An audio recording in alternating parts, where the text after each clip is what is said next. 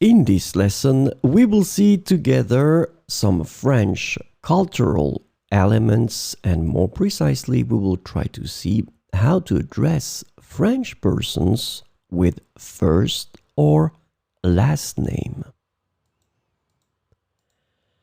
So, first name or last name? Let's see that together.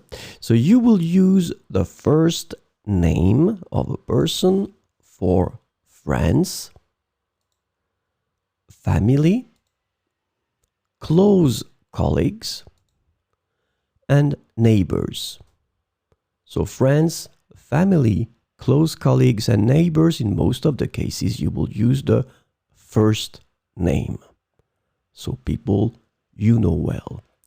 When it comes to the last name, and we're talking about, in that case, introduction with monsieur, madame, mademoiselle, and after that you put the last name. So it will be for a client, it's coming like that, a person you meet for the first time, a formal situation, or last but not least, your superior or boss. So remember, last name, well, preceded by monsieur, madame. Need to be careful with mademoiselle nowadays, but monsieur and madame.